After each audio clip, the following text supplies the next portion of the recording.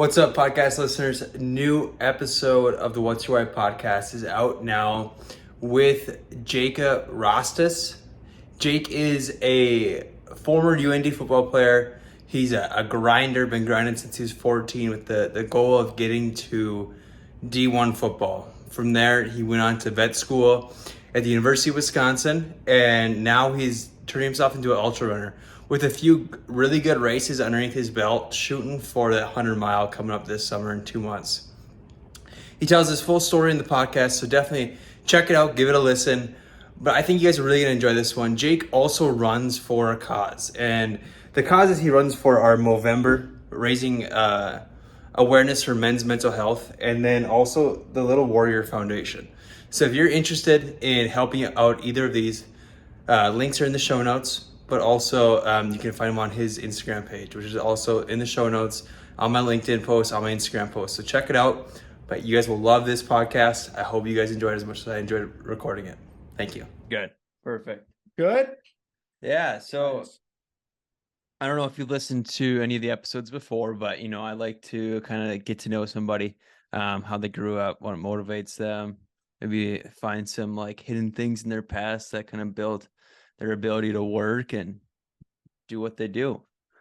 So sure. let's just start off like, who are you and where are you from? Yeah, man. My name's Jake Rastas. I'm 24 years old. I'm originally from New Berlin, Wisconsin, which is just outside of Milwaukee. I did my undergrad in North Dakota. I played college football there for 5 years. Currently now in vet school. I'm going into my third year once this semester's over. I'm training to be a veterinary surgeon and small animals, so dogs and cats. And I'm former football player, now turned ultra marathon runner. So that's a little bit about that's about it. Okay, so we're gonna go way back. So what's like some of the first memories that you have growing up, being a kid running around? Yeah, I mean, I always was in the backyard running around and, pretending I was being in the NFL. I was always kind of, my dad tells this funny story if this kind of gives you an idea of what type of personality I have, and I guess it explains why I run ultra marathons, is my parents always laugh at this story, is we were doing diving catches into the leaf pile, right? So I asked my dad, I'm about 10, 11 years old. I said, "Hey dad, let's do the diving catches on concrete." So I mean, it's just a little bit of, I guess a loose screw in the head. And I don't know. I just always liked being outside of the box, doing things that were hard and pursuing things that were difficult. So as a kid, I was always trying to accomplish things and trying to separate myself. That's hilarious. I don't know if you follow CrossFit in any way, but Rich Froning, kind of like one of the biggest names, especially early Yep. on. There's a documentary where his coach is talking, his baseball coach, about what kind of worker he was. And he's like, well, let me just put in perspective when we would do early spring baseball practice and it was raining and we couldn't go on the field yet, he'd be diving for ground balls in the parking lot on pavement. So Hey, I know the feeling. yeah, so if you guys are on the same track, I think you're doing something right. Appreciate it. Maybe that's the key to success is diving on concrete for ground Yeah. balls. Yeah. So when you were younger, it's not like your dad's playing catch with you. Yeah, your family was pretty supportive, or Yeah, I mean, I had amazing parents. Well, I still have amazing parents, Mhm. and I have two older brothers. One's a year older than me, so you can imagine we were always competitive. So the family environment I grew up in was very supportive, and it was very much so, you know, held to a high standard where nothing is given to us, and we have to earn everything. If I were to ever go and complain to my dad about something, he was not going to hear it, and he was always going to take me in the backyard and help me learn how to make sure that doesn't happen again. So it was never an excuses kind of thing. And I'll always remember this during the recession when the economy was kind of tough. My dad and mom struggled financially. My dad is an airline pilot and they got bought out from Midwest. So he ended up losing his pilot job for a few years there. He ended up driving a semi truck and going through that, which from driving a plane was obviously kind of a hit to his ego. and he did what he had to do. My mom worked like 3 jobs, and I watched, and times were really hard for us. And they, instead of pointing fingers, they brought it together and decided that we're going to get ourselves out of this. And so that was one of my earliest memories of as a kid, and just seeing what it's like to have accountability and what it's like to really dig in. And when things get hard, you don't point fingers, but you lean on the people that are closest to you to get yourself out of it. Gotcha. And so those are some pretty formative years. You've been probably about 10 years old around that time. Yeah, so Yeah, yeah. that's pretty crazy. So you said you have 2 older brothers? Yep, too older. Okay. There's this study I was reading about a couple weeks ago, and it's in some running book that I was listening to while going for a run, but actually no, it's in the Talent Code. It's a book about kind of work ethic and these different talent hotspots, but every single person except for one is the youngest or close to the youngest child in a multiple sibling family. So the theory is that they're always trying to catch up, and they're forced to become faster, stronger, have a harder work ethic to be able to keep up with their brothers. So was that you as a kid? I could not agree with that more. And I think it's so true just in general in life, not only just brothers, but to surround yourself with people that are making you push the limits. And it's something that you're constantly chasing. I cannot, and I don't do a good enough job of this, of emphasizing this in like some of like when I go on podcasts or when I talk on, do my YouTube, is it is so important to surround yourself with a group of people that are not going to let you quit, a group of people that are not going to let you make excuses. They're going to hold you extremely accountable. And I see it in my races. And the way that you can become most competitive and accomplish whatever goals you want to accomplish is you need those people in your corner. My girlfriend, for example, she had worked a 12-hour shift as a neuro ICU nurse, got off at 7 p.m., drove another hour and a half to the race grounds where my 100K was, met me at mile 52, and then paced me for 10 miles, and we finished at 1 in the morning. Like, that's the type of culture that you need to surround yourself with. For my next race coming up in Colorado, I surrounded myself. Every single person that's going to be on that mountain with me, it's a 100-mile race. Every single person is an absolute killer, is an absolute stud. They've all worked extremely hard at whatever they've needed to accomplish in their own lives. They're all people that I can count on. They're not going to be people that are going to pat me on the butt, give me some Chips Ahoy cookies, and say, "Hey, it's okay if you give up. It's all right, man." No, they're going to tell me like, "Hey, you got to pull this together. You're struggling right now." So every single person pacing me John Santiago is one of my really good friends. He was a running back in North Dakota and he played professional football. I sent him that I was ranked top 5 going into this race. And he said, this was his response: rankings mean nothing. All you have to do is perform. Surround yourself with those types of people and you will do things in life. Same thing with Jordan Kennedy. So he's going to be pacing me for this race. He tore his Achilles. He was one of our safeties at North Dakota. He tore his Achilles in the spring when we played in the spring season. A death sentence for any professional athlete or a high-level athlete. 3 months later, 3 or 4 months later, he made a miraculous recovery, played his senior year in the fall, and gave himself a shot to play professionally. He's going to be out there pacing with me. So you just need to surround yourself with those type of people just in life. And when you have brothers that are older, it is a massive advantage because you are already set in that scenario. But if you don't have brothers, if you don't have that in your culture, if you don't have people around you like that, you need to go out and find them actively. And I will just say this, and I'm going on a little bit of a rant here, but it's so important. I will say this is that look and sit and look at the circle you're around. Let's say it's a Friday night, you're with all your best friends, your best friends. These are the people that you would say, these are my best friends. And if they're sitting there making excuses, if they're sitting there blaming others, or if they're sitting there talking trash about people that are trying to accomplish things, and there's a reason, the reason why they're not doing it is because, they're really lucky. The person who's doing all this stuff is really lucky. If they're that type of people, you need to get out of there and don't have sympathy for it. You need to be ruthless about it. And you shouldn't have to feel bad for it. So, Yeah, that's a little bit of a rant there, but it's okay. It's okay, man.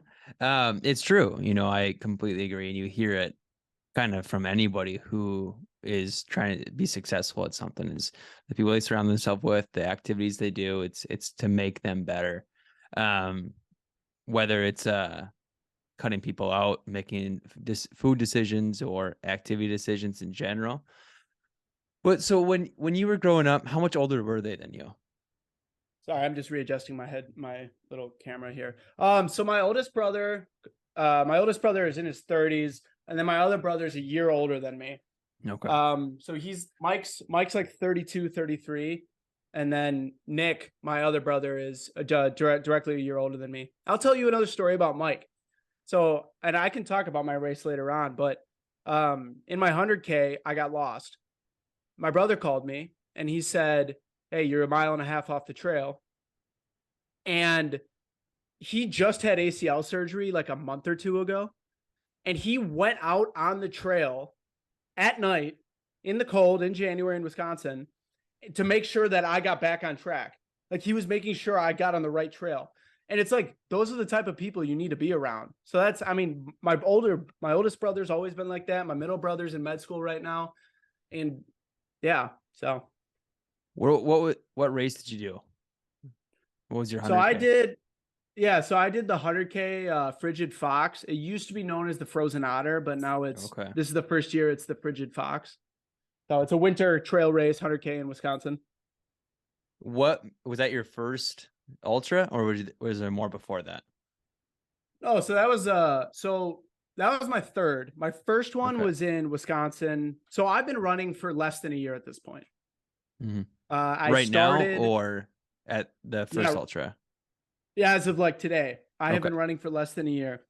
And I did my first ultra on 2 weeks of preparation in Wisconsin. It was a 50-mile race called Dances with Dirt. And then 2 months later in September, so that was in July. And then 2 months later in September, I did the Georgia Jewel 50-mile in Dalton, Georgia. And then in January, I just did the Frigid Fox 100K. And then now going forward in June, I have Ring the Springs 100-miler. So those are all the races that I've done at this time in my life. Gotcha. And so what was the reason for starting doing running? Yeah. So I originally got done playing college football and I got kind of I got content. So I started vet school. Vet school was going really well. I was doing well in vet school. And I was still lifting. I started boxing a little bit because I was thinking about, trying to do a little like boxing. And I got very content with where I was. And it didn't feel right because my whole life, dude, since I was 14 years old, I've been trying. My mind was focused on playing Division I football. Since I was 14 years old, I was in the backyard at 6 o'clock in the morning, 5:30 in the morning before everybody else doing drills in the backyard. And so now that was gone because, I was done playing. I was looking for something new. And I was talking to one of my buddies who's in the military and he's just said, go for a run. And I was like, yeah, sure. I'll just go for a run, see what it feels like. I ended up doing like a 4-mile run. It was extremely hard. Not ready to be a runner at all. And I ended up kind of falling in love with it at that point because I was like, this is extremely out of my comfort zone. It feels good to be pursuing something new. And I ended up signing up for a race because I looked at what races there are and I was like, I'm going to do an ultra. Why not? And I ended up messaging some of my friends and they were like, you're crazy. You're going to get hurt. You need a minimum of 8 months to train for this. And you're trying to do it in 8 weeks. And so that kind of pissed me off. And so what I ended up doing was I was like, you know what? I'm going to show these guys. So I signed up for it with the full intention of this being almost like a one-time deal. And I just fell in love with it. I absolutely fell in love with it. So That's rad. yeah. And so what was like the feelings the next couple of days after that first run? Just kind of the passion was back. The pursuit of something. I felt it again. And it was awesome because I was really like sore and I felt very like out of my comfort zone. And it felt good because it was like something that I wanted to get good at. Mm-hmm. So then I was like texting my buddy who was the guy who got me into running, and I kept saying like, what run should I go on today? So I was ready to just start amping up. I was Hmm. really fired up about it. And so what you go for this ultra, what is your prep like for, you said 2 weeks, right? 2 months, 8 weeks. 2 months. Okay. So what do those 2 months look like for you? Yeah. So at the point I signed up, I had yet to hit double digit mileage in my training. So the big focus for me was not how fast can I run these races or like how I want to hit a certain time. I was like, I solely got to get my body to be able to run 50 miles. So I started training in a way where I would just start adding miles every day, or not every day, but like every other day. Hmm. And every weekend I would start just building up miles. And no, I had no care about what my pace was. And eventually 10 miles didn't feel as hard, 12 miles didn't feel as hard, 15 miles didn't feel as hard. So then, and I had some grueling runs just getting my body ready for this thing. I was so naive. I had no idea what I was doing fuel wise. Absolutely no idea plan on how to run. So yeah, I mean, it was basically to just see how I can get my body to get to the ability to put down that amount of mileage. Yeah, that's a huge part of it. And you know, I'm yet to complete 50. I've tried twice, but um the this last time was fully nutrition that pulled me out. I sent myself into rhabdo. Um, Oh yeah. Yeah, yeah. but I took way too many potassium pills, and the test came back just like you basically poisoned yourself on the of a mix of heat and not enough water and flushing your system with maybe too much water. So one of the two, but yeah, the potassium levels were just through the roof when I ended up in the hospital. But It's a the dude, it's hard. It's hard.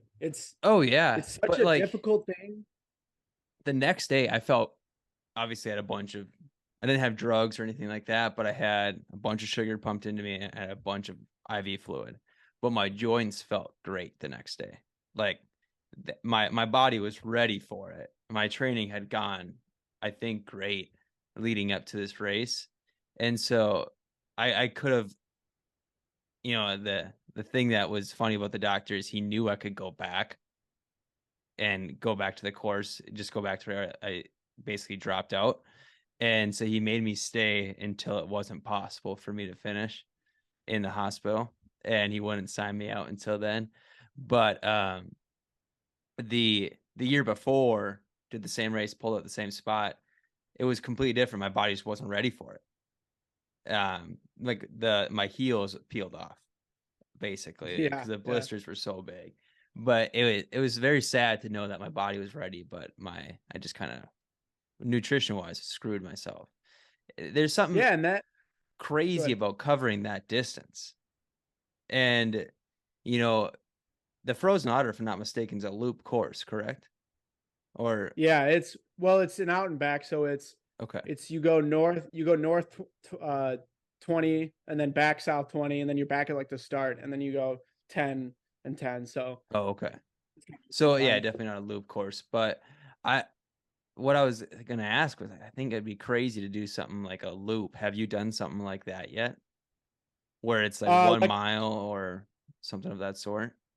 so I was actually thinking about doing this race. I did a podcast with these guys called the Ultra Running Guys, and they set up a race that's called the Final Countdown. And it's in North Carolina. And what it is it's like a 1.3 mile loop. And you have a cutoff of like you start off and you have to run like a 15-minute mile. And every loop is that time drops. So when you hit like mile 40, you're running like 7 45-minute miles in order to do it. So I was thinking about doing that one. That one looked really excited. So my first right now, eventually I'll get there, but my first plan is I want to just crack the big distances. Mm-hmm.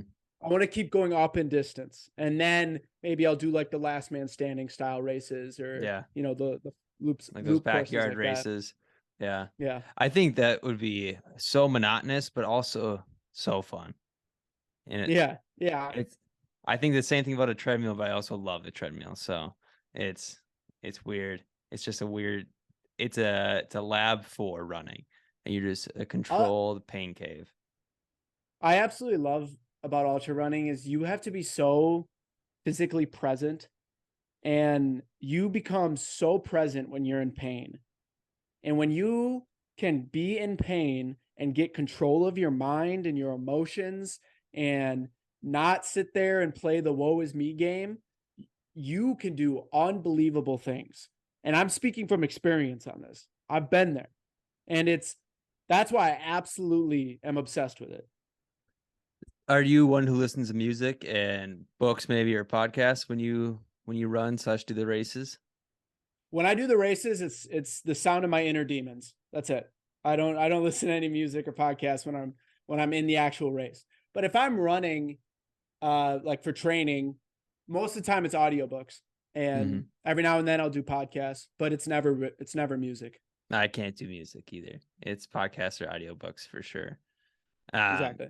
I'm more about you. I'm trying to hit the distances, or more like you, trying to hit the distances. I'm not a fast runner by any means. Um, I just do it for completion, for the joy of running.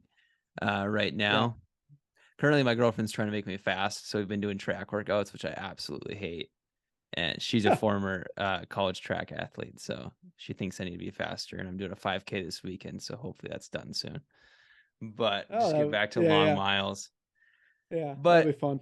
so when you're going between races and trying building to the next distance, so you went from 50s your first, was 100K your second? No, I did, and then another 50. And so the reason why I did this other 50 is because this Georgia Jewel race is a very, very difficult race to run outside of the distance. The terrain is it is criminal. Like it is extremely hard. Like you want to talk about like heels peeling and feet bleeding. That was this race. You are on jagged rock the entire time. Excuse me. But this race, I don't talk about the Georgia Jewel as much, but that race was extremely difficult for me. And what ended up happening is I was running at about mile 26, doing pretty good, cooking at a good clip and feeling good. And you're on jagged rock. There's a stretch of about 2 to 3 miles that are on top of this mountain that is called the Rock Garden because it's just jagged rock. Mm-hmm. And I misstepped and I hurt my knee. So I felt this is at like mile 26. So I felt like a little kind of pop in my knee. It was right on the outside of my knee, so like LCL area. So I was kind of worried about that. And this thing just ended up getting so swollen. And it was like popping every few like steps. And it was extremely difficult where it got to the point where I was on one leg for like the entire rest of the race. And what I would have to do is because I run these races with my cousin who is an absolute beast. She just ran Boston and ran a 3:11. But so what I would have to do is I'd have to let her go ahead of me on the downhills, and I would just have to like sit there and wait because I couldn't go down 1 foot at a time. I Mm-hmm. had to almost like hop skip on one leg to go downhill because it was just too much pressure on my one leg. I had to do that for 20 miles. And it was unbelievably difficult and it was unbelievably hard. And I absolutely loved it. When I crossed that finish line, man, the feeling of going through that.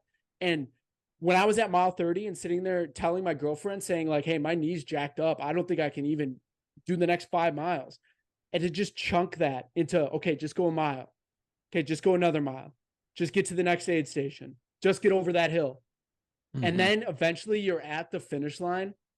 That was the big test with that race is it was just extremely like difficult race to run. And then after that, I jacked up to the 100K.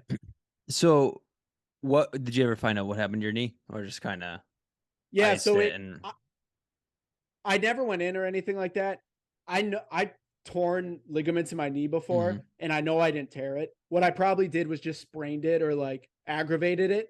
And so it was just really inflamed. And it was like that for about a good month and a half after the race where it was kind of difficult to run on.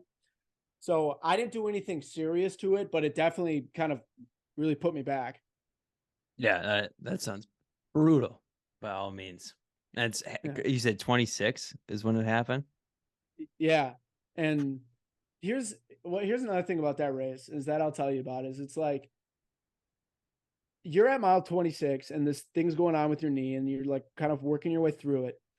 We end up, my cousin and I get to mile 48 and you are just like everything you got. And you're like, get that adrenaline rush. And I honestly just feel like I'm completely like everything I've put out is this is everything. I'm at 100%. You turn the corner and there is a straight incline of about 200 meters.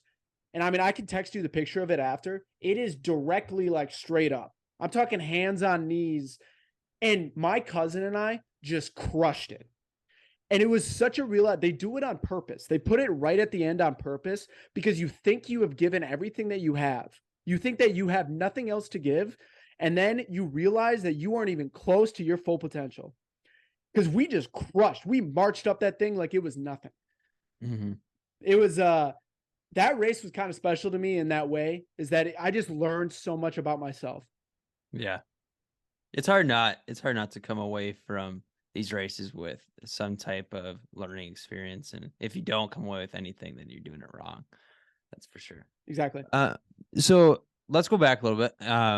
Back to high school. You said you started training hard at 14. What did that look like? You said you're in the backyard every morning. Is it sprints? Is it routes? Is it what are you doing early mornings?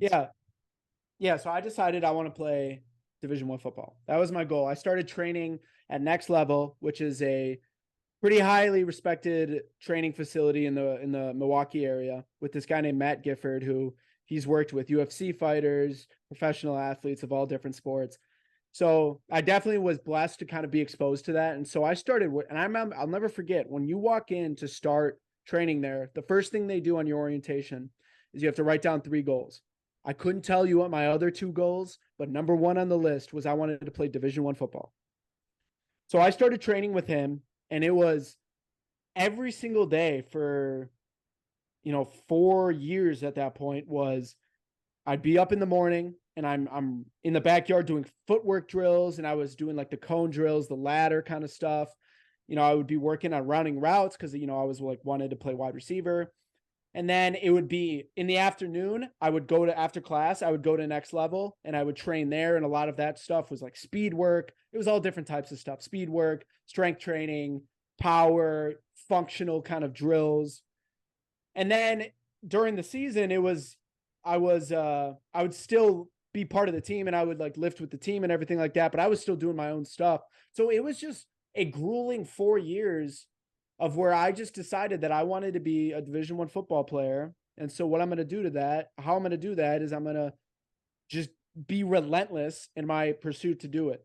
So it was every morning and every evening getting after it. Okay. So was that somebody you saw a place you saw other people go into as well, and so you're kind of guided there, or was it just more or less you knew about the aura of this gym? I had a friend I still have a friend. His name's Zach Taylor. He played football at Western Michigan for 1 year, and then he played at Winona State for a few years. He started training there before, and I talked to him about just what he does, and so that's kind of what brought me to the gym. But yeah, so Gotcha. And then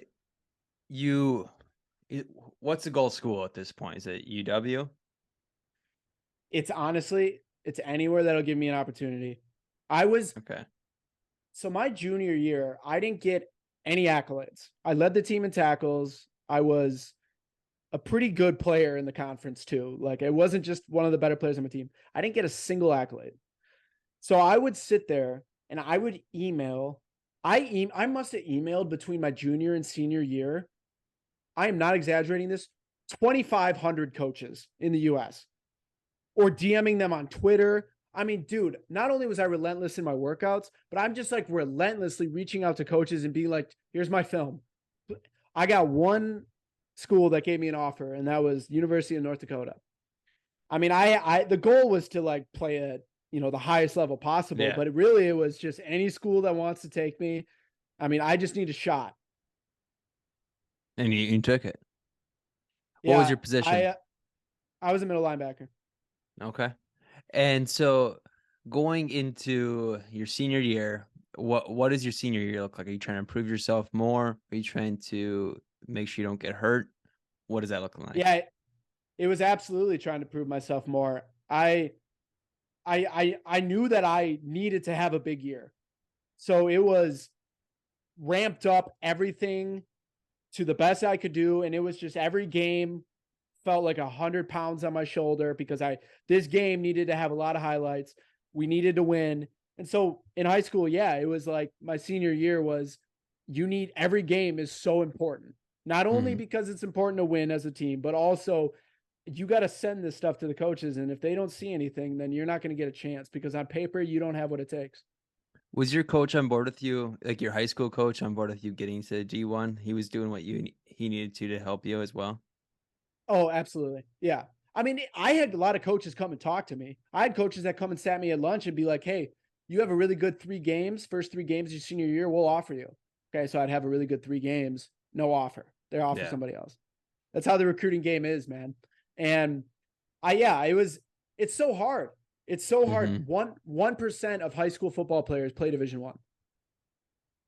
Oh, yeah, it's brutal. I was never that good at football by any means, so I'm not gonna say I know what that feels like by any means, but um, I saw Jackson, like when he was doing his recruiting, and I saw some of a very small amount of his film and whatnot, and my sister was a D1 or not D, she was D2 volleyball player, and so I kind of saw some of that, but you get that offer from UND, and is it like, yes, I've made it, or is all the work starts now?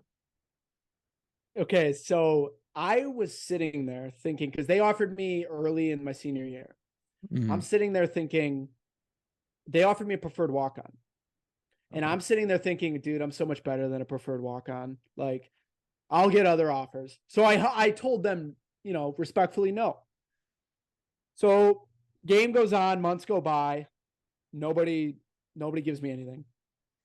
And I end up thinking like I'm not going to take a preferred walk on. And I ended up thinking like I'm going to go play either Division 2, and I ended up kind of coming to the conclusion that I was going to go play Division 3 at Whitewater, which is a very good program. Absolutely amazing program. So I'm sitting there, it's a week before signing day. I haven't talked to the UND coaches in months. And I worked at this fish factory in high school. And a week before signing day, I had an absolute kind of a panic attack where I'm thinking, what am I doing? Like, what am I doing right now? Why am I about to go just settle to go play Division 3 when I have the opportunity to play Division 1? It was complete fear of failure. So I ended up calling the coaches from UND a week before signing day and saying, hey, is that preferred walk on still available? And they were like, if you want it, we got a spot. And I sat there and I thought about when I was 14 years old, I wrote down on a piece of paper at the top of the line, I said, I want to play Division 1 football.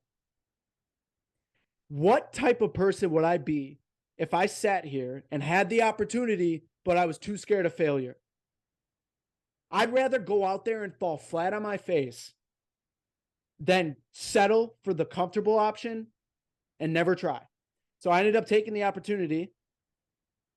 2 years later, I was an All American. So 100% bet on yourself. Mhm. That's awesome. So let's fast forward a little bit. You're getting to UND now, and you're you're arriving for, well, when did you start? When was it, summer beforehand, or were you just there for fall camp? Yeah, I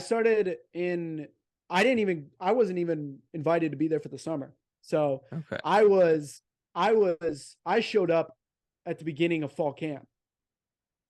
So you definitely feel kind of ostracized Mhm.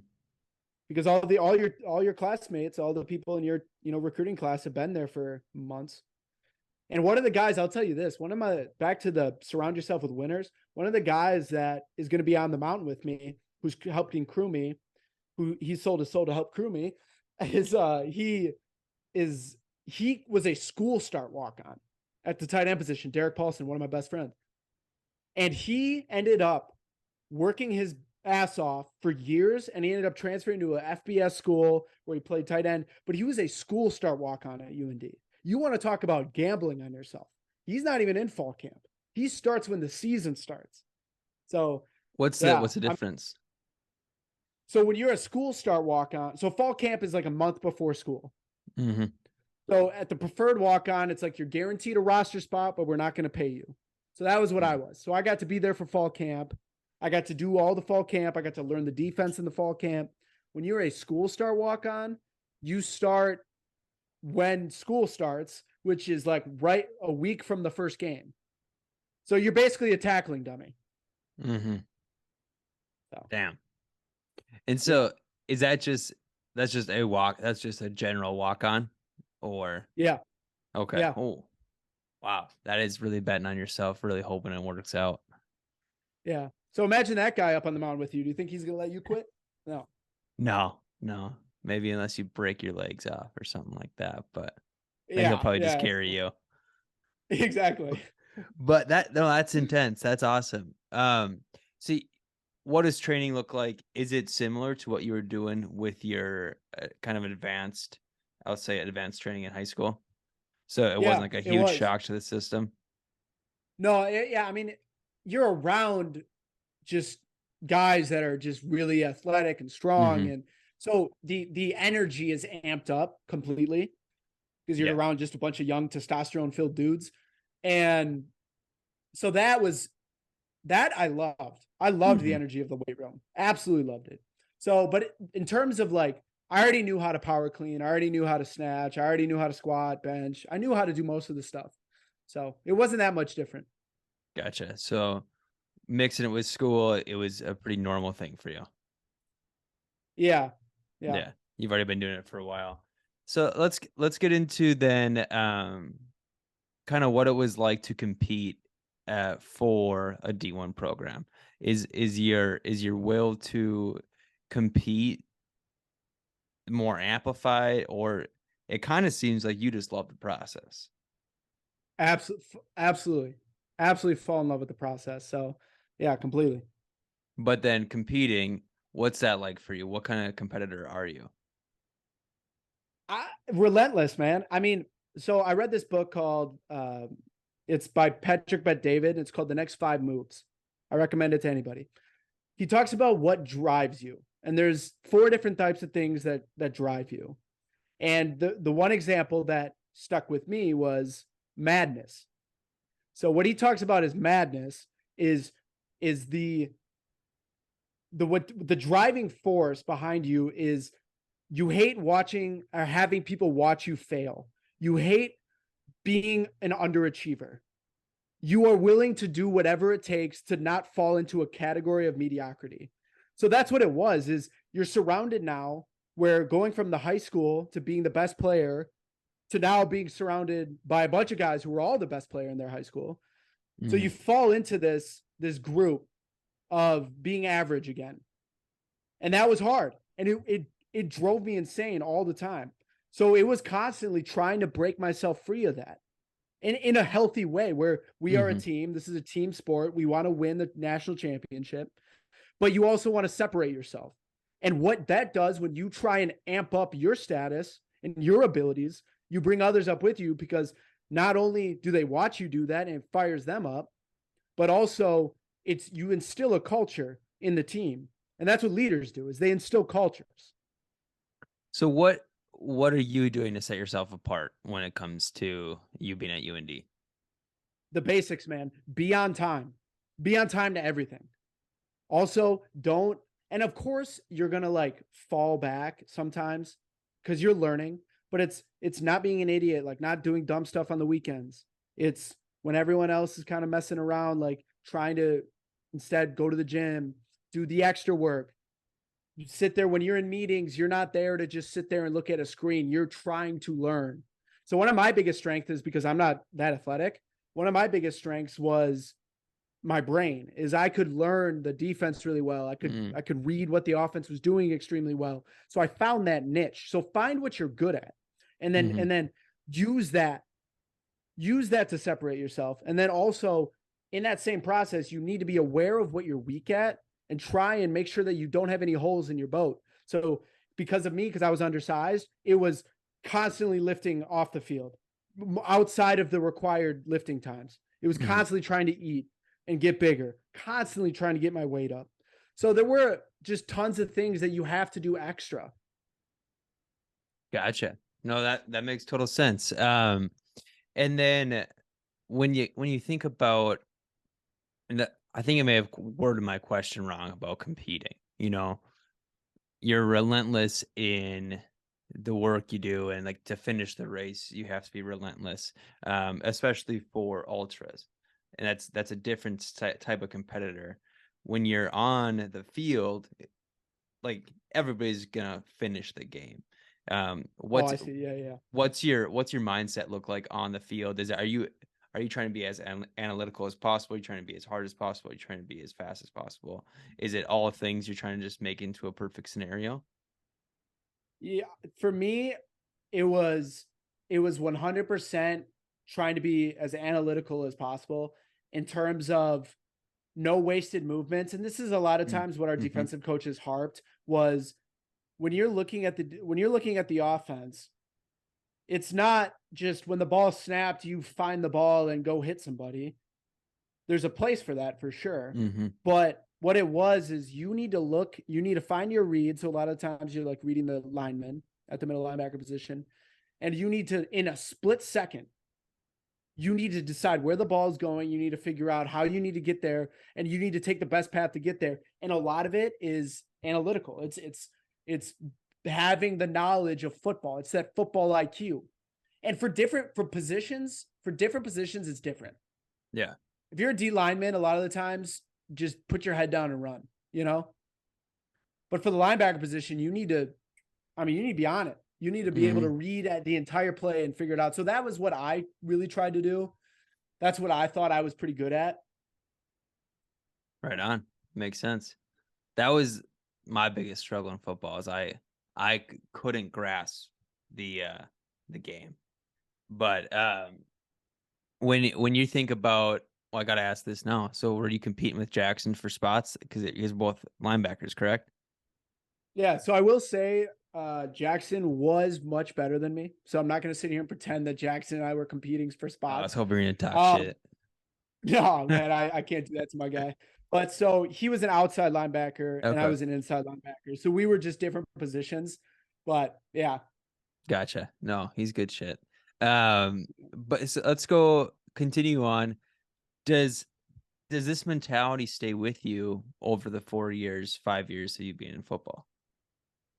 this mentality was born when I was 14. So, I mean, this is a little bit of a personal story, which if I don't Mm-hmm. know you if you'd like to hear it, but so Absolutely. I had a friend who was when we were in eighth grade going into freshman year, he was diagnosed with bone cancer, osteosarcoma. His name's Greg Von Ruden. He had his leg amputated. He had a really hard fight. He ended up dying in January of 2014. So that was really hard for me. It was a good friend of mine, and it didn't sit with me right. I struggled with why did a guy like such an amazing, nice guy couldn't hurt a fly, and it's like why does that happen? And it didn't sit with me right. So what I ended up doing was like months later, I completely got overwhelmed because I've been like just holding it in. And I blew up at my brother's, got in a big argument, ended up going for a drive. Months later, this is months later after he died. And I called my coach and tears are rolling down my face. And I'm calling my trainer, Matt Gifford from Next Level, who I was extremely close with. He was like a brother to me. And I just was like, dude, you got to make sense of this, man. Like what's happening? I'm 14 years old. And he talks me down and kind of calms me down. And I feel better about it. And what I end up doing is I go to his grave and I write a note to him. And I'm just saying, like, hey, man, you've taught me so much. Thank you for your presence and your time being here. I'll never like forget about you. And like everybody loves you. And I'll see you in another life. And then at the end, I made him a promise that I will not waste any of the time that I have left. So from that point, it was, I can't be mediocre. It was it was, I need to accomplish these things. I need to make the best out of my life. I need to help people. I need to motivate and inspire people. And so that's kind of where this mindset was born. And so it was born at that point, and I just kept fine tuning it and learning. And a lot of times you fall back into your old habits, and then you get a kickstart. You remind yourself, why am I doing this? Oh, there's Mhm. a bigger picture here. This isn't just for me. This is for other people. And then you bring it back, and then you keep building. And so then through college football, it was there the entire time. And now in ultras, it's there. And now in veterinarian school, it's there. And so I just have cultivated this mind, and it was born at the point of just the fear of being mediocre. Dang. This will be a little bit of a shift, but why do you think you chose to go straight to ultras and not like a marathon? Because a marathon's a hell of a race too, you know? Um, and a lot more people have done marathons than they have done ultras, but if you do a fast marathon, that's a crazy feat. Part of it was because I hear so many people say, let's run a marathon. Part of it Mhm. was so many times I hear of people running marathons. So to me, it didn't seem that special. Yeah, running a really fast marathon is pretty awesome. Running a Mhm. marathon in general is pretty awesome. But to me, it just wasn't, it didn't have the allure that putting myself through a 50-mile race did, you know, going up to that next step of ultra. So that's, I think, what brought me to that was it seemed almost insane to do a 50-mile before you've even gone Yeah. 26 miles. So You know, I won't say I did the exact same things. I did a half marathon first. I was like, oh, let's just do this for fun. Trained for like a month, 2 months maybe. Did it. Then didn't really run that much. Nah, I kind of just did my CrossFit thing. I've been coaching and doing CrossFit for like 8 years now. And then it was like, oh, let's do an ultra. 56-mile race. yeah. Here we go. So you're just looking Western for North Dakota. whatever's next. Yeah. Yeah. And so I've never done a marathon before, but I've ran the distance a couple times. Um When you did your so 50s, what yeah. mileage did you get to? So that was my issue my first year. I did 12 miles in a single day, and then I did 75-mile week was the week of the was my biggest week. And Oh, then okay. my second year going into it was I needed to have um both big weeks and then also have the long mile days. And so one thing I found that I love is the ruck. Have you ever heard of rucking before? Oh yeah. And so I incorporated that a lot more. And, in Fargo, same with Grand Forks, there's not hills. Um, Hmm. and so you can't get that hill training in both of the 50 miles for both Medora, um, Western North Dakota, very hilly, up and down constantly. And so that ruck gives you that feeling with every step you're pulling your hamstring like you're going uphill, and every Mm-hmm. step you land is like you're going downhill. And Mm-hmm. so my biggest day going into my second one was a 32-mile day, 10 miles of rucking and 22 miles of running. And so my Nice. body felt like peak, like going into this Yeah. race. The one thing Yeah. that wasn't peak about it was I had bronchitis for a month before the race. And so Dude. that sucked. If guy, I feel terrible right now. I'm forgetting his name. I had a podcast with him. He was also a UND football player. Jackson recommended him to me. He does the Christian shirts. Christian Ted Rocky Mullen? Mountain Faith. Yeah, Ted. Yeah, Ted I had Mullen. to I Yeah. had to reschedule my podcast with him 4 times because I was so sick. And we did the podcast 2 days after the race. Um, but I Wow. was sick for a month before and a month and a half after the race as well. That's what made my 100K. That was one of the things that made my 100K really hard was going into the race. I was exceptionally sick, Oh, and it was just I was, in all ways, I was really, really yeah. sick going into that race. So I paid for it. Have you? and I've discovered vitamins and minerals and a much better diet since then. Well, not much better diet, but vitamins and minerals way more. Have you kind of figured out how to become healthier? I mean, I wouldn't say that I'm a gold standard person to look at for like supplementation and diet, but I do take, I mean, I do the salt pills when I'm running, and I eat relatively healthy. My Hmm. girlfriend is kind of on top of that stuff. So yeah, I mean, I haven't experimented with the vitamins and the minerals as much as I feel like maybe I should, but I also don't worry that I'm that deficient in anything.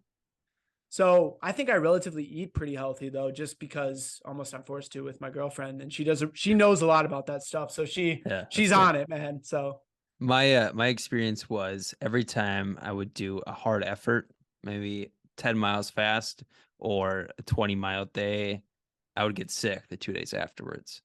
And so that 32-mile day, I noticed I got really sick after that, and then it kind of spiraled into the race. But since, I'd say Christmas, I've been taking just it's vitamin C, just in a little pill, and it's not yeah, like yeah. crazy supplementation or anything like that, but vitamin C and vitamin D every day, and after those hard efforts, don't get sick. And so when I've had big weeks, when I did Goggins 4x48 challenge, didn't get sick. I Mhm. thought for sure I was going to get sick after that. Um, but that's a great training method. Wow, that puts your Yeah, body in a funk. that's good advice for sure. I mean, I'll look into it. And I think I might. That's not a Yeah. bad idea to start incorporating that stuff, because there are times where I'll do a big run, especially in the winter time here. I mean, you Hmm. just feel like hell for the next 2 days. Yeah. And I that's not even a winter for me. It was all any big effort. My body just got wrecked, and it'd be like, you're shutting down for 3 days. But Yeah. no, so what are you doing right now leading into your race? You have 2 months, correct? Yeah, June. Yeah. Yeah. Yeah. So I've just about 2 months. It's on June 17th. It's 100 miles. It's a lot of elevation. It's equivalent, the whole 100 miles in terms of the amount of elevation gain Hmm. is equivalent to walking up half of Mount Everest and then coming back down. So it's a lot of elevation. Oh, So is it a loop? also, yeah, it is. It's one Okay, giant loop. gotcha. And it's also it gets up to about 12,000 feet, and most of the race is at 7,000. So the biggest hurdles for me going into this race is one, 100-mile distance wise. So handling Hmm. that in general, I've been just putting together and stringing together high volume weeks. Right now, I'm hitting 50 miles a week. Probably in the next few weeks, I'll ramp up to about 70 to 100-mile weeks. Yeah, And then a lot of stair climbing, because I need to be able to climb a lot of elevation. And then the other big thing that I've learned, especially from veteran runners, is they say heat is a poor man's elevation.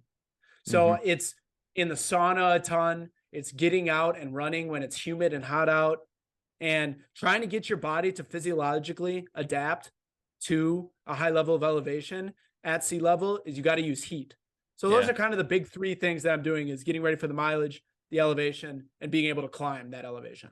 Hmm. I would love to buy a Hypoxico setup for my bed, one of those tent Yeah. systems, but I Yeah. can't Yeah. drop two, 3 grand on that right now. Yeah. But I've been doing the exact same thing. I'm not doing races at elevation right now. Well, the one on my radar right now is a slightly higher. It's 3,000 feet, but compared to 1,000 feet in Fargo, it's not crazy.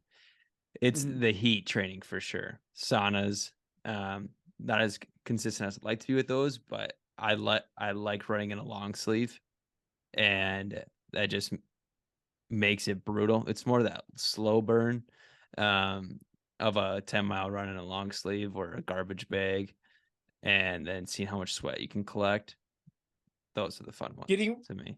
getting ready for this 100K in that I did in January in Wisconsin, the big hurdle was the cold. Hmm. So what I would do is I geared my training days towards my biggest run days are going to be on the days where it's coldest. So when it was -20 and blizzarding and All of Madison, Wisconsin was shut down. That's when I was doing a 15-mile run. And I'm going to do the same That's thing with nuts. this 100-mile race. Is the same thing as it's with the heat. Yeah. It's so. I thought the same thing. I love going out when it's 95, 100 degrees out and you wear a long sleeve and go for a run, or wear a Mhm. sweatshirt, go for a run. And, you definitely need to bring water for those, I think. But, Mhm.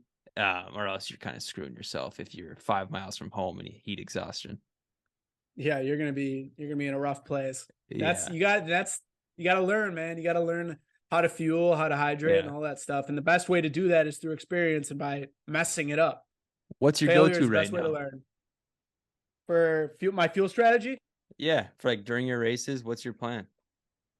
yeah. So there's a few things that, and I did a video about this on my YouTube where I kind of go into more detail about it. But my Mm-hmm. big takeaways from I've tried a lot of things where, and the best things that I've found are because your digestive system completely shuts down. When you run that amount of mileage, your digestive system stops working.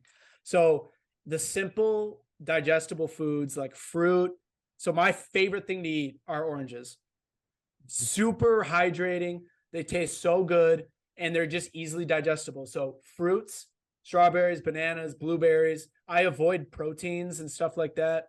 I like uh I don't overdo it with that. If I do need to eat something that has a little more dense volume to it, I'll do like a peanut butter, honey, banana sandwich.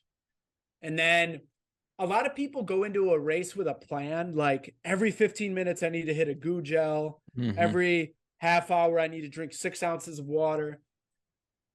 That stuff is on paper. Yeah, it's good, but I think it's just not realistic because in ultra race, your body goes through so much shit that you can't anticipate how you're going to feel and you can't be in control of everything. You kind of just got to roll with the punches and just make moves and trust your gut and just stick to kind of not a plan, but just stick to some basic principles. So Yeah. I do the easily digestible food. I try to eat at every aid station. I don't go into it super agnostic about a plan. And supplementation wise, it is salt pills and really Pedialyte and Tailwind, and that prevents me from cramping. So Do you like that tailwind? yeah, dude, they had that stuff in Georgia, and I would fill my Camelback with it, and it was awesome. I've I never have heard like of it until that race.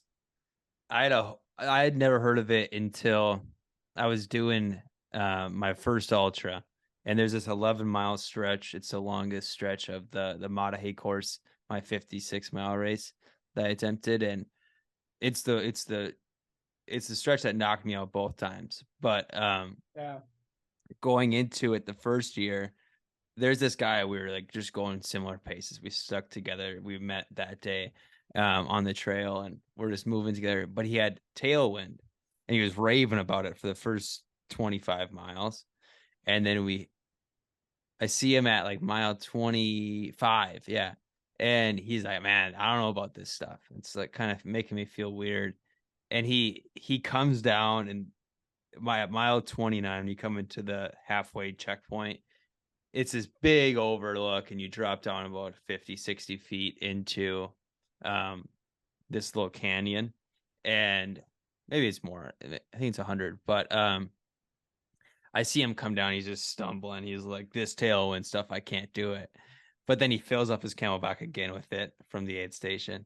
And then he chugs Mountain Dew. And then we end up going together again in this next 11-mile section. And he threw up 16 times on the 11-mile Wow. section. And it was a thing of Mountain Dew and tailwind is all I could smell whenever like when the wind would catch up to me. And I'm like terrified to try it. I'm sure it's great. It's a good company for ultras, obviously. But it's a I horror can story in my mind. I can imagine how you are permanently scarred from that Yeah. because that's a rough day on the trail. Yeah. Coconut water has been my favorite. Uh, That never love the thought about that, but taste. that's a great idea. Coconut, that's what I'm drinking right now. Yeah. Lots of electrolytes. The only thing I don't like is it's not calorie dense, and you obviously want that when you're running an ultra. Mhm. But what are some big training things that you do besides just going for big miles? Or is that just that's your intent is big miles, sauna, and or what are your maybe some more unique things that you do?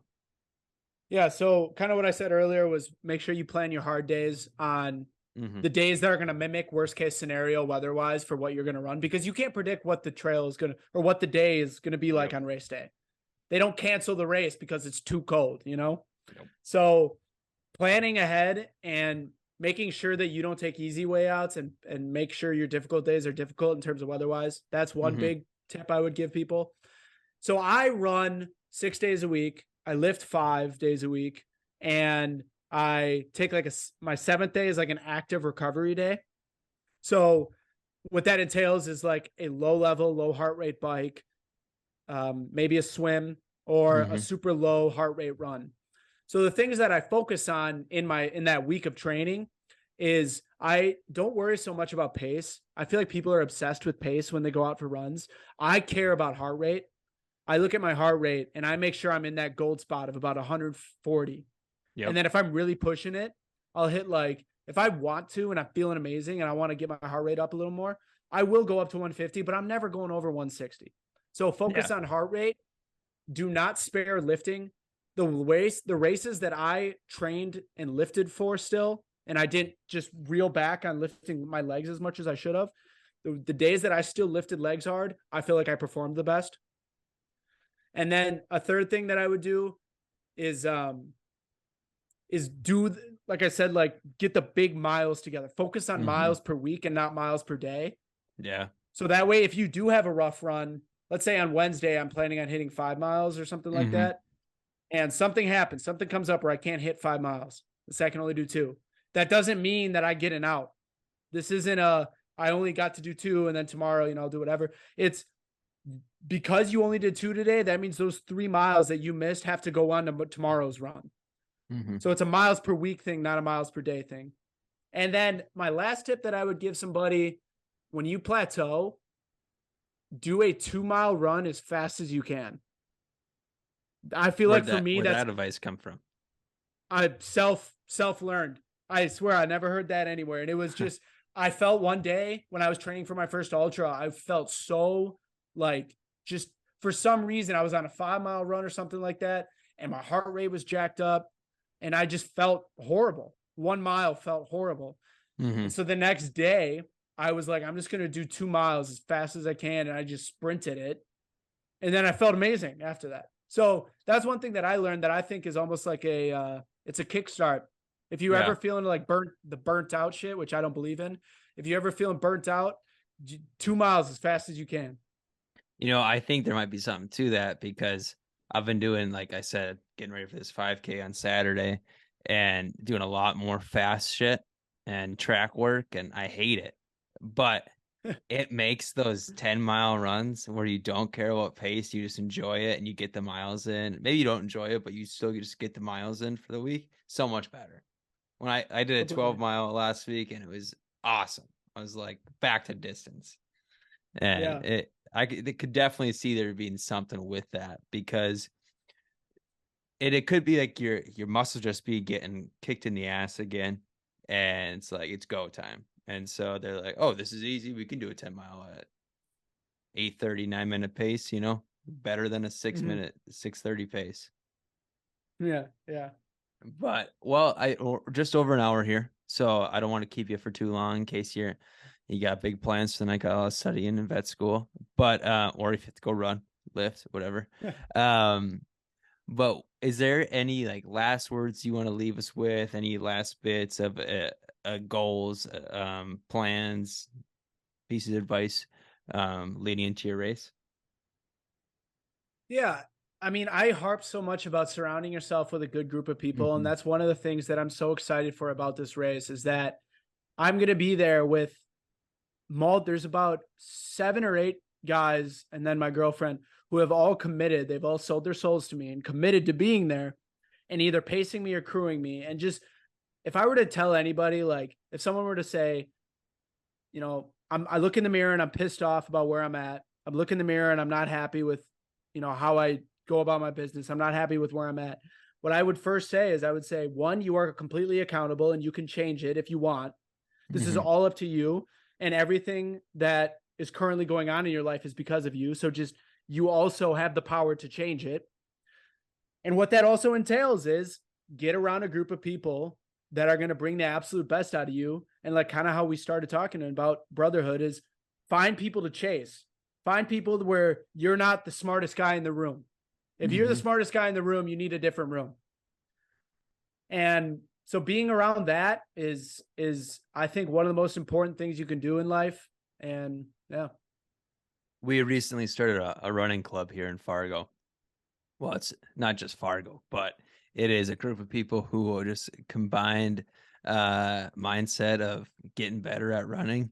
And there's some other triathlon guys I want to get to join. It's a very similar mindset, but it's a it's just a space of people that have goals and are pushing themselves to do things and call herself the Wolf Pack Running Club. And I think it's very fitting for being a group of people shooting for similar goals. We're not all going for ultras or 5Ks, but it's similar types of running stuff.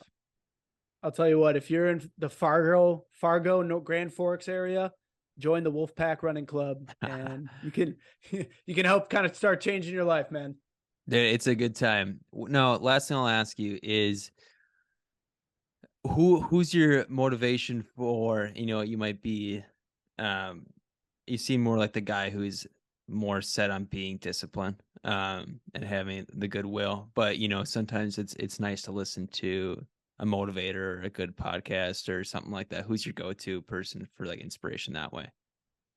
Yeah, I mean, there's a bunch of people. I look up to a lot of people, and in a way, it's the same type of ideas where I want to surround myself with people Mm-hmm. who are high level at whatever they do.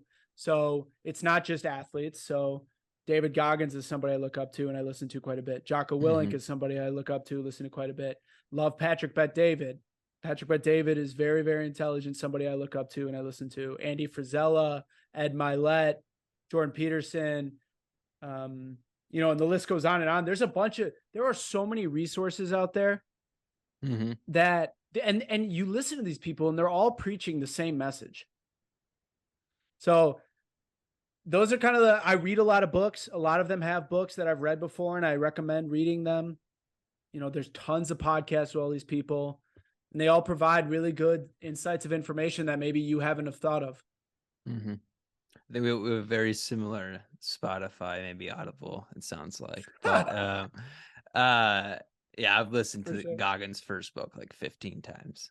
It's great for long runs. But I'll Yeah, he's great.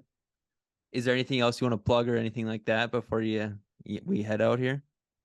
Yeah, I mean, I have an Instagram that's at Jake Rastas and go Mm-hmm. ahead and I post on it every now and then, a lot of running stuff.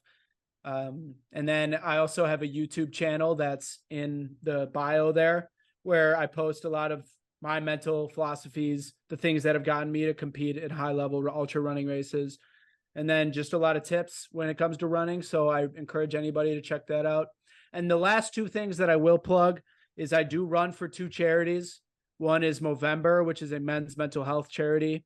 I raise money directly for them. My first race I ran, or the first race I raised money for them was 100K. I raised $700 for them.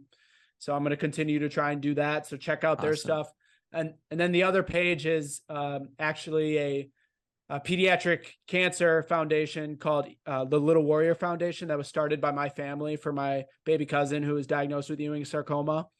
And they do amazing stuff. They have awesome gear. If you see in a lot of the pictures and stuff, I'm wearing Little Warrior gear. So check out those two pages. If you want to get involved, do not hesitate to DM me on Instagram and we can do something. So I encourage everybody to go check that stuff out. Sounds good, man. I'll put link if you want to send me links for those two.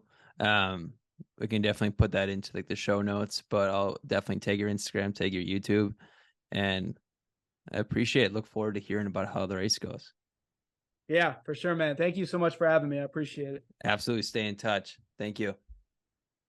All right, take care. Guys, that was an awesome episode with Jake. We really dove into how he's becoming a runner, how he's always out there grinding, how you need to find the group of people around you that is going to make you better. So if you are the smartest, if you are the best, find yourself some new friends, find yourself some people that can push you to where you want to go. Jake, thank you for coming on. And then also check out the Little Warrior Foundation, Movember. You guys will definitely enjoy supporting somebody who is running for a cause, and support people like Jake out there making a difference. So thanks for coming on. Enjoy that podcast. Got more coming next week. Thank you.